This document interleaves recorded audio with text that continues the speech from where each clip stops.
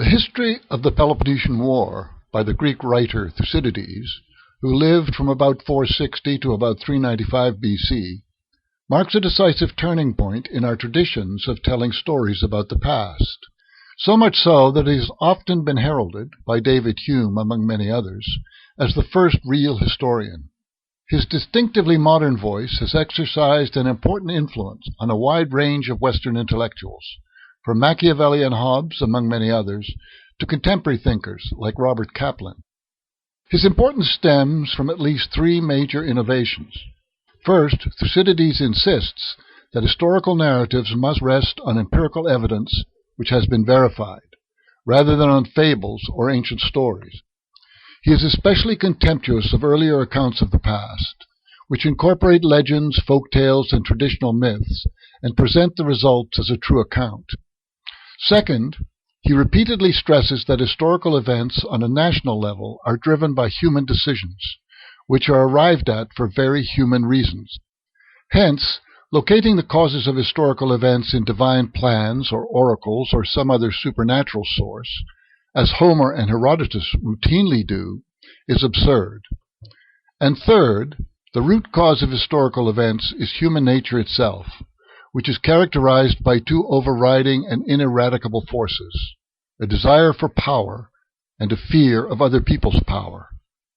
His analytical method is thus thoroughly secular and reductive. To understand a historical event, we must understand how the human beings involved behaved and why, and that means we must attend to the realities of power and fear.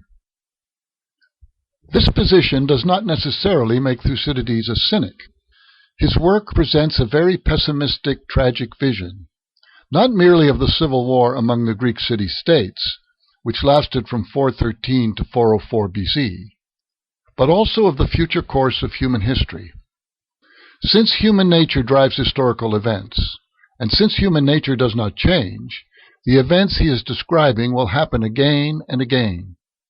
Hence, in his most famous sentence, he can confidently claim, "But those who want to look into the truth of what was done in the past, which given the human condition will recur in the future, either in the same fashion or nearly so, those readers will find this history valuable enough," an assertion which has turned out to be all too prescient, given that Thucydides' vision is frequently invoked to illuminate any number of modern wars, from Vietnam to Iraq.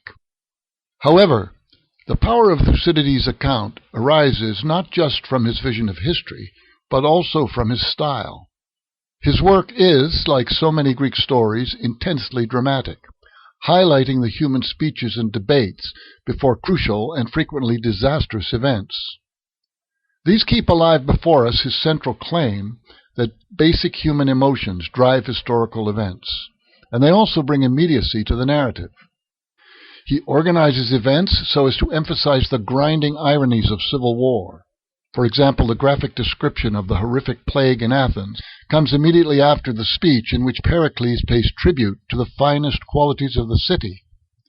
And the long account of the Sicilian expedition, the height of Athenian imperial folly, follows closely on his account of events at Melos, where Athenian self-centered cruelty is most obviously on display. He also pays particular attention to the ways in which traditional restraints are totally ineffectual when war unleashes human passions. His remarks on the language of traditional morality are especially telling.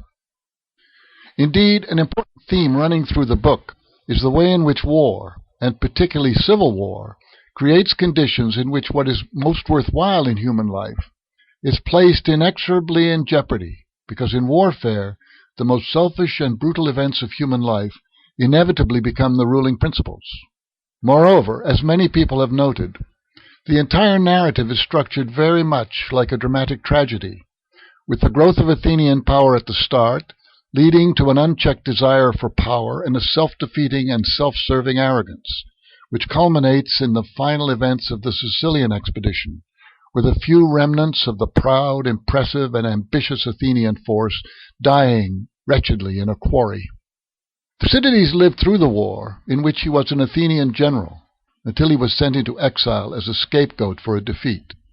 and he witnessed firsthand its effect on traditional Greek culture.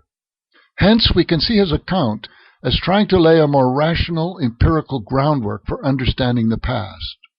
His history is part of that concerted effort, which included Socrates, Euripides, and later Plato, to reorient Greek thinking away from old myths and traditional stories, which had failed to hold Greek culture together, and to promote a new and more rational language for discussing old concerns. If he did not live to complete his history, he left us one of the greatest and most brilliant and influential works from our classical traditions.